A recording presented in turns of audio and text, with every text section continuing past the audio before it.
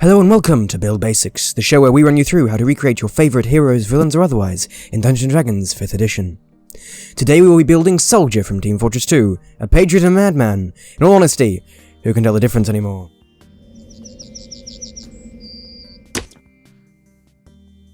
To start off, we're going to lay out the necessities of the build.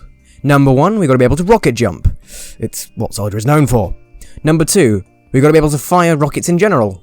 Again, kind of what Soldier is known for. Number 3, kind of a stretch, but we've got to be able to bolster your allies. Soldier can be a surprisingly good support. With that out of the way, let's get into the build. First off, race. Obviously, Soldier would be a human. If you're sick of variant humans at your table, you could also go Dragonborn for an early rocket. Another option is Triton for Soldier's personality. Finally, something I forgot to mention in the heavy build is that you could go Warforged on all these builds for the man vs machine build. Variant humans get a free language of their choice, pick what you want, and common. They can increase 2 ability scores by 1, go Strength and Charisma. They get a skill of their choice, Perception will mean that you can spot your targets even with a helmet covering your eyes. Finally, they get a free feat, choose a lucky feat. Lucky means that you have 3 luck points. When you roll an attack roll, ability check or saving throw, you can expend a luck point to re-roll and use either total. You have to do this before the DM says whether it works or not, so you kinda have to guess if it's going to. You can also expend one when a creature makes an attack against you, and this time you can do it even after you find out it hits. You regain all expended points when you finish a long rest. Dragonborn increase their strength by 2 and charisma by 1. They know common and draconic. You get draconic ancestry, you pick a type of dragon, go for brass. You gain resistance to fire damage, and you can use your action to throw a 5 foot wide, 20 foot long line of fire from your mouth. Each creature in this area must make a dex save, taking half damage on a success. Your breath weapon has a DC equal to 8 plus your constitution modifier plus your proficiency bonus. It does 2d6 damage, this increases to 3d6 at 6th level, 4d6 at 11th level, and finally 5d6 at 16th level. Tritons increase their strength, constitution and charisma by 1. They're no common and primordial. They get a swimming speed equal to their walking speed, as well as being able to breathe both air and water. You can communicate simple ideas to beasts if they can breathe water. They understand you, but you can't understand them. You get resistance to cold damage, and being underwater doesn't give you any drawbacks. Finally, you get a few innate spells. At this level, you can cast Fog Cloud once per day. Fog Cloud allows you to create a 20-foot radius sphere of fog centered on a point within 120 feet. The area becomes heavily obscured. A wind of at least 10 miles per hour disperses said cloud. It is concentration for 1 hour. Finally, Warforged increase their constitution by 2, and any ability score of your choice by 1. They know common and one other language of their choice. They get constructed resilience, meaning you have advantage on saving throws against being poisoned, and you have resistance to poison damage. You don't need to eat, drink, or breathe, you are, after all, a robot. They get Sentry's Rest. When you take a long rest, you have to spend 6 hours in an active, motionless state in place of sleeping. While you look inert, you are not unconscious. Yes, well done me. You are not unconscious, and can see and hear as normal. You are immune to disease and you don't need to sleep. Magic is unable to put you to sleep. They get specialized design, giving you proficiency in 1 skill and 1 tool of your choice. Finally, they get integrated protection. You get a +1 bonus to your armor class. You can't wear armor you're not proficient in, and putting armor on and taking armor off takes 1 hour, as you integrate it as part of your body. While you are alive, your armor cannot be removed from your body against your will. For your background, go Entertainer. Soldiers get proficiency in athletics and intimidation. To jump like you do, you need to squat daily. You get proficiency in land vehicles, not entirely in character, but it may come in handy. You get proficiency in a gaming set of your choice. Finally, you get the military rank feature. Military personnel will still recognize your authority and influence over soldiers of a lower rank. You can exert this influence on other soldiers and request simple equipment or horses for temporary use, as well as being able to gain access to friendly military encampments. For ability scores, we'll be using the standard point array from the player's handbook. Roll for stats if your DM allows it, just remember to keep charisma above 13. Strength is number 1, this will help us with jumping and neck snapping. Dexterity is next, Soldier wears light armor at best, and yet manages to stick in the fight for a considerable while. Next is Charisma. While Soldier doesn't always say the right thing, there is a strange charm to the conviction he has saying them. Then is Constitution. Part of the fight is not getting hit, the other part is being able to take a hit. Then intelligence. His knowledge of history is impressive, everything else not so much. Finally, dump wisdom. Having a helmet in front of your eyes isn't great for seeing, and his apparent insanity is apparent. Finally, we get onto class. There are a few classes we could go. Fighter is a good choice, so obviously we'll start off as a paladin. Level 1 paladins get proficiency in all armor and shields, as well as all weapons, and wisdom and charisma saving throws. You get 2 skills of your choice, pick religion and persuasion. Soldier, despite his often insulting manner, seems to be able to accidentally sweet talk his way in most places. Your hit dice is a d10, giving around 11 to 15 hit points, stats depending. You get Divine Sense. As an action, you can detect the location of any celestials, fiends, or undead within 60 feet of you that are not behind total cover. You know its type, but not its identity. You also detect the presence of any place or object that has been consecrated or desecrated, as with the Hallow spell. Use this to always find USA. You can do this a number of times equal to 1 plus your charisma modifier, regaining all uses when you finish a long rest. Finally, you get Lay on Hands. You have a pool of healing equal to 5 times your level, so at this level, 5. You can use your action and expend any number of these points, touching a creature and healing them for the amount of points you spend. If you spend 5 all at once, you can cure the target of 1 disease or neutralize 1 poison affecting it. You can cure multiple, but each one costs 5 points of Lay on Hands. This feature has no effect on undead and constructs.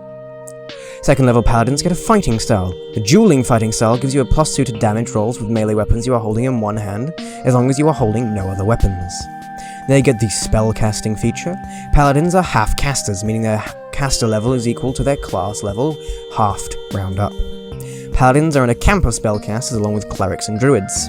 They know all the spells in their spell list, and every long rest they can choose a number of these spells equal to their charisma modifier plus your caster level.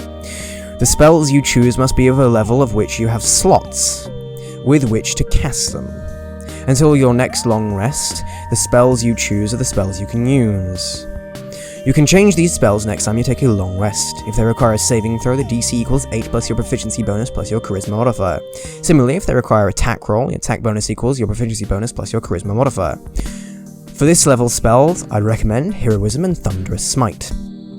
Heroism allows you to touch a willing creature as an action, and until the spell ends, the target is immune to being frightened and gains temporary hit points equal to your spell casting ability modifier at the start of each of its turns. When the spell ends, the target loses any remaining temporary hit points from this spell. Casting it at a higher level allows you to target 1 additional creature for each slot level above first. It lasts for 1 minute, depending on your concentration.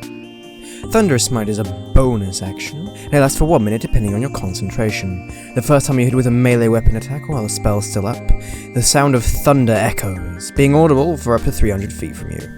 The attack deals an extra 2d6 thunder damage, and the target must make a strength saving throw, be pushed 100 feet away from you, and be knocked prone if it is a creature.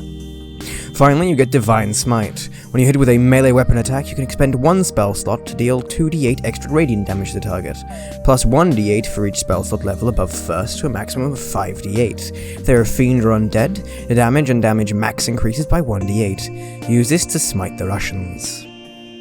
Third level paladins get Divine Health, making you immune to disease. They get a Sacred Oath. Oath of the Crown is when you are loyal to your king and your country. You get the spells, Command, and Compel Duel, which don't count against the number of spells you can prepare per day. Command allows you to give the target a 1-word command as long as it can see you and is within 60 feet. The target must succeed a wisdom saving throw against your spell save DC or follow the command on their next turn. If the target can't understand you, the command is directly harmful to it, or he's undead, the spell has no effect. Casting the spell at a higher level allows you to target 1 additional creature for each spell slot level above first. The target must be within 30 feet of each other when you target them. Compel Duel allows you to target a creature within 30 feet. The creature must succeed a wisdom saving throw, or else it must make a wisdom saving throw when trying to move more than 30 feet away from you, and is disadvantaged to attack creatures other than you. The spell ends if you lose concentration, if you attack any other creature, or target another hostile creature with a spell, if a friendly creature to you damages the target or casts a harmful spell on it, or if you end your turn more than 30 feet, not 300 feet, more than 30 feet away from the target. The spell lasts for 1 minute depending on your concentration. Finally, they get Channel Divinity. When you take this oath at 3rd level, you gain the following Channel Divinity options. Champion Challenge. As a bonus action, you issue a challenge that compels another creature to do battle with you. Each creature of your choice that you can see within 30 feet of you must make a wisdom saving throw. On a failed save, a creature can't willingly move more than 30 feet away from you. The effect ends on a creature if you are incapacitated or die, or if the creature is more than 30 feet away from you. Turn the Tide. As a bonus action, you can bolster injured creatures with your Channel Divinity. Each creature of your choice that can hear you within 30 feet of you regains hit points equal to 1d6 plus your Charisma modifier, if it has no more than half its hit points. 4th level Paladins get an ability score improvement or a feat, bump your Charisma for better spells and Channel Divinity. 5th level Paladins get extra attack. When you make the attack action on your turn, you can make a second attack as part of that action. They also get 2nd level spells. Magic Weapon allows you to touch a non-magical weapon as a bonus action.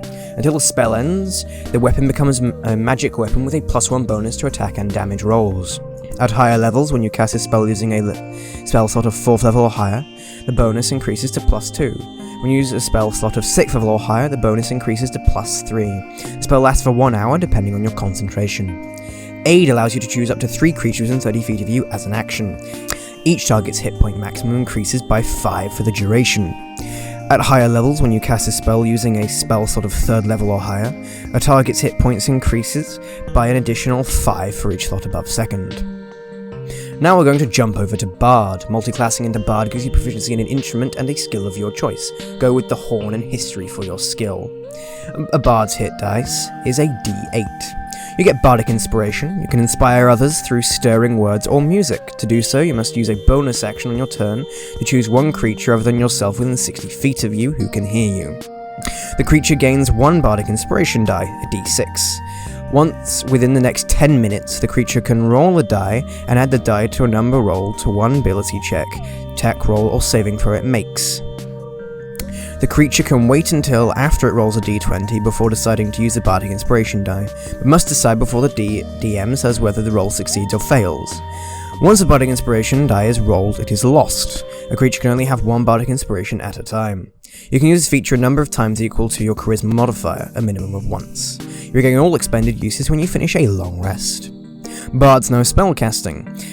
As a bard, your spell save DC and spell attack modifier are the same as your paladin stuff. Bards aren't like paladins in the sense that the spells you pick when you gain levels are the spells you are stuck with. If your DM allows Unearthed Arcana using the class feature variants, then when you level up you can swap out one of your spells for another. We're multi-classing casters, so let me explain how spell slots work. Basically, your total caster level is your bard level plus half your paladin level rounded up. See the multi-casting classes section of the player's handbook to check how many slots you should have at what level. At level 1, you learn 4 level 1 spells and 2 cantrips. Vicious Mockery is a cantrip. As an action, you force a creature within 60 feet of you to make a wisdom saving throw, as long as it can hear you, although it doesn't have to understand you. On a failed save, the target takes 1d4 psychic damage, and gets disadvantage on the next attack roll before the end of their next turn. This damage increases by 1d4 at 5th, 11th, and 17th level. Sometimes a good insult is really insulting. With the amount you throw out, you're bound to find at least one of those. Thunderclap allows you to, as an action, create a burst of thunder which can be heard up to 100 feet away. Each creature within range other than you must succeed a Constitution saving throw, or take 1d6 thunder damage. It increases by 1d6 at 5th, 11th, and 17th level. Use this for a less self-harmful version of pulling out a grenade's pin and holding it taut. For your first level spells, Long Stride allows you to touch a creature using an action and increase their speed by 10 feet for 1 hour, no concentration required. We flavor this and make sure you're holding a whip while you do this. Earth Tremor allows you to use an action to cause a tremor in the ground within 10 feet of you. Each creature other than you within 10 feet of the original point must make a dexterity saving throw, taking 1d6 bludgeoning damage on a failed save, as well as being knocked prone. If the ground in that area is loose earth or stone, it becomes difficult terrain until cleared, with each 5-foot diameter portion requiring at least 1 minute to be cleared by hand. When you cast a spell using a spell slot of 2nd level or higher, the damage increases by 1d6 for each slot level above 1st. Thunderwave is a more powerful version of Thunderclap. A wave of thunderous force sweeps out from you. Each creature within a 15-foot cube originating from you must make a Constitution saving throw. On a failed save, a creature takes 2d8 thunder damage and is pushed 10 feet away from you. On a successful save, the creature takes half as much damage and isn't pushed. In addition, unsecured objects that are completely within the area of the effect are automatically pushed 10 feet away from you by the spell's effect, and the spell emits a thunderous boom audible out to 300 feet. When you cast a spell using a spell slot of 2nd level or higher, the damage increases by 1d8 for each spell slot level above 1st. Charm Person allows you to make a humanoid within 30 feet of you make a wisdom saving throw as an action. If you are fighting it, then it makes a saving throw at advantage. On a failed save, it's charmed for 1 hour, or until you or your allies do anything harmful to it. When the spell ends, the creature is aware it has been charmed by you. When you cast a spell using a spell slot of 2nd level or higher, you can target 1 additional creature for each slot level above 1st. The creature must be within 30 feet of each other when you target them. 2nd level bards get Jack of all trades. You can add half your proficiency bonus rounded down to any ability check you make that doesn't already include your proficiency bonus. Fun fact, this includes initiative rolls. They also get Song of Rest. During a short rest, you allow creatures who can hear you perform to regain an additional 1d6 hit points when they expend hit dice. Not the best, and not very in character, but it can still be useful. Sort of. For this level spell, Featherfall allows you to avoid breaking your legs when you rocket jump. As a reaction, when a creature within 60 feet of you falls, you can choose up to 5 falling creatures within range. A falling creature's rate of descent slows to 60 feet per round until the spell ends. If the creature lands before the spell ends, it takes no falling damage and can land on its feet, and the spell ends for that creature. This spell lasts for 1 minute, no concentration required. 3rd level bards can choose a Bard College. College of Valor is perfect for a combat bard. Just a side note, you could also choose College of Blades, but so far most of the martial stuff you need is already covered by Paladin. College of Valor bards get Combat Inspiration. A creature that has a Bardic Inspiration die from you can roll that die and add the number to a weapon damage roll it just made. Alternatively, when an attack roll is made against the creature, it can use its reaction to roll the Bardic Inspiration die and add the number rolled to its AC against that attack, after seeing the roll but before knowing whether it hits or misses. Use this with your horn, allowing you to truly buff your banner. You get Expertise. You can choose 2 skills which you gain double proficiency. Choose Athletics and Intimidation to get maximum jumping ability and to channel your inner drill sergeant. Finally, you get access to 2nd level spells. Shatter allows you to use an action to cause a sudden loud ringing noise, painfully intense, to erupt from a point of your choice within range. Each creature in a 10-foot radius sphere centered on that point must make a Constitution saving throw. A creature takes 3d8 thunder damage on a failed save, or half as much damage on a successful one. A creature made of inorganic materials such as stone, crystal, or metal has disadvantage on the saving throw. A non-magical object that isn't being worn or carried also takes the damage if it's in the spell's area. When you cast a spell using a spell slot of 3rd level or higher, the damage increases by 1d8 for each spell slot level above 2nd. 4th level bards get an ability score improvement or a feat. The athlete feat is not great, but it does help us get a little closer to the rocket jumping we've all been waiting for. We used it previously in the heavy build, so for a more in-depth explanation, go check that out. It increases either strength or dex by 1, go strength. Getting up from prone costs 5 feet of movement, climbing doesn't cost extra movement, and the most important part, you make a running long or high jump after moving 5 feet. For this level spell, Knock allows you to choose an object that you can see within 60 feet. The object can be a door, a box, a chest, or a set of manacles, a padlock, or another object that contains a mundane or magical means that prevents access. A target that is held shut by a mundane lock, or that is stuck or barred, becomes unlocked, unstuck, or unbarred. If the object has multiple locks, only one of them is unlocked. If you choose a target that is held shut with Arcane Lock, the spell is suppressed for 10 minutes, during which time the target can be opened or shut normally. When you cast this spell, a loud knock audible from far away as 300 feet emanates from the target object. 5th level bards get Font of Inspiration, allowing you to gain all expended use of Bardic Inspiration when you finish a long or short rest. Speaking of, your Bardic Inspiration die increases to 1d8. You gain access to 3rd level spells. With Motivational Speech, you address your allies, staff, or innocent bystanders to exalt and inspire them to greatness, whether they have anything to get excited about or not. Choose up to 5 creatures in range that can hear you. For the duration, each affected creature gains 5 temporary hit points and has advantage on wisdom saving throws. If an affected creature is hit by an attack, it has advantage on the next attack roll it makes. Once an affected creature loses temporary hit points granted by this spell, the spell ends for that creature. When you cast a spell using a 4th level slot or higher, the temporary hit points increase by 5 for each slot level above 3rd. 6th level bards get extra attack. However, since you already have this from Paladin, it has no effect. Extra attacks don't stack when multiclassing. You also get Counter Charm. As an action, you can start a performance that lasts until the end of your next turn. During that time, you and friendly creatures within 30 feet of you have advantage on saving throws against being frightened or charmed. A creature must be able to hear you to gain this benefit. The performance ends early if you are incapacitated or silenced, or if you voluntarily end it, no action required. For this level's spell, Enhance Ability is a 2nd level spell. As an action, you touch a creature and bestow upon it a magical enhancement. Choose one of the following effects. The target gains that effect until the spell ends. Bear's Endurance. The target has advantage on Constitution checks. It also gains 2d6 temporary hit points, which are lost when the spell ends. Bull's Strength. The target has advantage on strength checks, and his or her carrying capacity doubles. Cat's Grace. The target has advantage on dexterity checks. It also doesn't take damage from falling 20 feet or less if it isn't incapacitated. Eagle Splendor. The target has advantage on charisma checks. Fox's Cunning. The target has advantage on intelligence checks. Owl's Wisdom. The target has advantage on wisdom checks. It lasts for 1 hour, concentration depending. 7th level bards get access to 4th level spells. However, none of these options seem very in character. You could get Polymorph. While Soldier doesn't turn into a bald eagle in-game, for now this is the only way to get into the air. 8th level bards get an ability score improvement or a feat. The Having Brawl of Feat increases either your strength or constitution by 1, go for strength. If you are proficient with improvised weapons, your unarmed strikes now do a d4 of damage. Whenever you hit a creature with an unarmed strike or improvised weapon on your turn, you can use a bonus action to attempt to grapple the target. Use this for better snapping of necks. 9th level bards get access to 5th level spells. Hold Monster means you can choose a creature that you can see within 90 feet. The target must succeed on a wisdom saving throw or be paralyzed for the duration. This spell has no effect on undead. At the end of each of its turns, the target can make another wisdom saving throw. On a success, the spell ends for the target.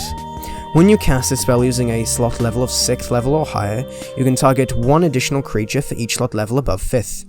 The creature must be within 30 feet of each other when you target them. This lasts for 1 minute, depending on concentration. 10th level bard get extra expertise and 2 more skills, go for history and persuasion. Soldier's knowledge on war is very impressive, and his ability to bumble into places is unrivaled. They also get magical secrets, allowing them to choose 2 spells from any class list. For you, these spells count as bard spells, and do count against your maximum number of spells you know. Jump is a 1st level spell. You touch a creature as an action. The creature's jump distance is tripled until the spell ends. Finally, after 15 levels, you get a proper rocket jump. Combine this with Long Strider and Featherfall for maximum jumps. Fireball is a 3rd level spell. As an action, you can cause a bright streak to flash from your pointing finger to a point you choose within 150 feet, and then blossoms with a low roar into an explosion of flame. Each creature in a 20-foot radius sphere centered on the point must make a dexterity saving throw. A creature takes 8d6 fire damage on a failed save, or half as much on a successful one. The fire spreads around corners. It ignites flammable objects in that area that aren't being worn or carried. When you cast this spell using a spell slot of 4th level or higher, the damage increases by 1d6 for each slot level above 3rd. And now we finally have a proper rocket. 15th level is a good level for being Soldier. For the past few levels, I haven't been pointing out spells to pick. For those levels, there aren't really many spells that are in character. Just pick a spell that seems the most useful, just remember to leave room for Jump and Fireball. Jumping back over to Paladins, 6th level Paladins get Aura of Protection. Whenever you or a friendly creature within 10 feet of you must make a saving throw, the creature gains a bonus to the saving throw equal to your Charisma modifier, with a minimum bonus of +1. You must be conscious to grant this bonus. At 18th level, the range of this aura increases to 30 feet. 7th level Paladins get Divine Allegiance. When a creature within 5 feet of you takes damage, you can use a reaction to magically substitute your own health for that of the target creature, causing that creature not to take the damage. Instead, you take the damage. This damage to you can't be reduced or prevented in any way. 8th level Paladins get another ability score improvement, bump your charisma for better saves and protection of your allies. 9th level Paladins get access to 3rd level spells. With Crusader's Mantle, you can use an action to cause an aura within a 30-foot radius to emanate from you. Until the spell ends, the aura moves with you, centered on you. While in the aura, each non-hostile creature in the area, including you, deals an extra 1d4 radiant damage when it hits with a weapon attack.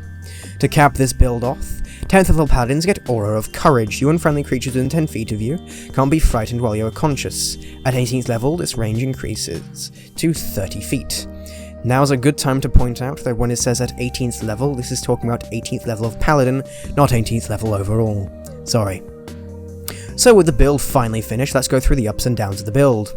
For positives, you are extremely versatile. You're useful in and out of combat, as well as being able to move around the battlefield quite effectively. You're no slouch when it comes to damage, being able to do massive amounts with melee attacks due to Smite, and likely even more at range thanks to Fireball. Finally, you are an excellent support, allowing your party members to keep their damage and/or AC high, helping them stay in the fight longer. For negatives, you don't get your 2 character defining spells until 15th level. That's a long time to wait for your rockets and rocket jumping. Speaking of spells, a lot of your spells are concentration spells. This means you have to pick and choose them, possibly wasting spells and more importantly actions. Your con isn't great either. If you're using the point ray, you'll have a +1, meaning you'll likely lose concentration a lot. You also might not even get the opportunity to get your most important abilities before your campaign ends. Even then, most campaigns end around at 18th level, meaning you won't get to do them for very long. Finally, unless you roll well, your 2 key abilities aren't capped. Neither your strength nor charisma are at 20. This build needed quite a few feats to get off the ground, meaning you will likely be behind stat-wise when compared to your fellow players for quite a while. But to hell with that, smack stuff with your war pick and your whip. When your allies are behind, whip them too. Or inspire them. Or both.